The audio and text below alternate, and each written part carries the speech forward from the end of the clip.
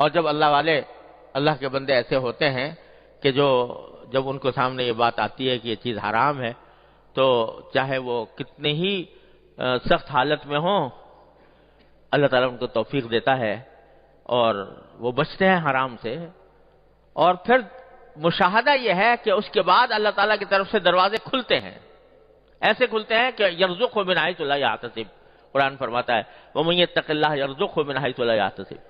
جو اللہ تعالیٰ کا خوف دل میں رکھتا ہو، تقوی رکھتا ہو، اس کو اللہ تبارک و تعالیٰ ایسی جگہوں سے رزق عطا فرماتے ہیں جہاں سے اس کا گمان بھی نہیں ہوتا. اللہ تعالیٰ فرماتے ہیں اور اس کا مشاہدہ کرا دیتے ہیں اللہ. مجھے یاد ہے ایک مرتبہ ایک نوجوان میرے پاس آئے اور انہوں نے آ کے بتایا کہ وہ ایک انشورنس کمپنی میں ملازم ہے اور انہوں نے جو کچھ علم حاصل کیا وہ سارا انشورنس ہی کا علم حاصل کیا. وہ ایک ایکچوری کا علم کہلاتا ہے. اس وقت اس زمانے میں اکا دکا ہی ملک میں کوئی ہوا کرتے تھے ایسے، تو شاید وہ پہلے ہی آدمی تھے جنہوں نے ایکچوری کا علم حاصل کیا تھا اور اس کی بنا پر انشورنس کمپنی میں ایک بڑی زبردست تنخواہ ان کو کے اوپر ملازم تھے.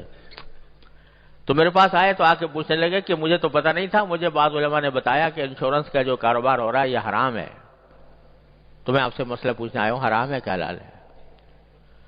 اور میں ملازم ہوں، وہاں پر ملازمت کر رہا ہوں، میری ملازمت حلال ہے کہ نہیں ہے؟ تو میں نے ان سے مسئلہ تو بتا دیا. میں نے کہا بھائی حلال حرام تو ہے، یہ حلال تو ہے نہیں، ملازمت بھی جائز نہیں آپ کی. لیکن بزرگوں نے یہ کہا ہے کہ اگر کوئی شخص کسی حرام آمدنی میں مبتلا ہو اور اس کا کوئی اور ذریعہ روزگار نہ ہو تو اس کو چاہیے کہ دوسرا کوئی ذریعہ حلال تلاش کرے اور جب تک حلال نہ ملے اس وقت تک استغفار کرتا رہے اور اس کو جاری رکھے، استغفار بھی کرتا رہے اللہ تعالیٰ سے، اور جو ہی دوسرے کوئی حلال ذریعہ مل جائے تو اس کو چھوڑ دیں. تو آپ کے لیے گنجائش یہ ہے کہ آپ اس طرح دوسرا روزگار تلاش کریں جیسے ایک بے روزگار آدمی تلاش کرتا ہے، اور جب مل جائے تو چھوڑ دیں. تو اس نوجوان کو اللہ تعالیٰ نے کیا پتہ نہیں اس کے کو عظیمت عطا فرمائی تھی. وہ کہنے لگا مفتی صاحب میں آپ سے مسئلہ پوچھنے آیا ہوں، مشورہ لینے نہیں آیا. مسئلہ پوچھنے آیا ہوں، مشورہ لینے نہیں آیا. جب آپ نے کہہ دیا کہ حرام ہے تو بس حرام ہے، آج سے ہی میں نے چھوڑ دیا. اور مجھے اللہ پر بھروسہ ہے کہ اللہ تعالیٰ مجھے بھوکا نہیں مارے گا. جب حرام ہے تو حرام ہے. یہ جملہ اس کا مجھے آج تک یاد ہے کہ اس نے کہا مفتی صاحب میں آپ سے مسئلہ پوچھنے آیا ہوں، مشورہ لینے نہیں آیا. جب کہہ دیا حرام ہے تو حرام ہے، آج سے ختم. پھر اللہ تعالیٰ نے اس کو اتنی عزت دی، اتنی پھر ایک دوسری ملازمت اس کو ملی اور ساری ملک میں اس کی عزت ہوئی. شاید باہر بھی چلا، بہت عرصے سے مجھے پتہ نہیں کہاں ہے، لیکن مجھے پتہ چلا کہ اللہ تعالیٰ نے اس کو غیب سے اس کے لیے دروازے کھولے. ایک مثال نہیں، سینکڑوں مثالیں ہیں.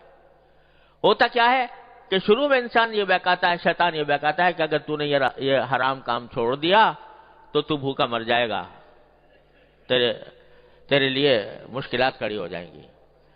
لیکن جب اللہ کا بندہ کوئی اللہ پر بھروسہ کر کے چھوڑتا ہے تو اللہ تبارک و تعالیٰ اس کے دروازے کھولتے ہیں. ابھی ہمارے قریبی میں آپ سب لوگ جانتے ہو، یہ جو بیچارہ جو نوجوان ہمارے ہاں مدفون ہے، جنید جمشید مرحوم، اس کی مثال دیکھ لو کہ لاکھوں کی آمدنی جس شخص کی ہو اور اس نے اس کے اوپر لات مار کر اللہ کی خاطر چھوڑ دیا، کیا اللہ تبارک تعالیٰ نے اس کو وہ مقام اس کو اس جگہ پر بھی کبھی نہ ملتا جو آج آخر میں اس کو اللہ تعالیٰ نے عطا فرمایا، دنیا کے اندر بھی اور آخرت میں بھی اللہ تعالیٰ نے.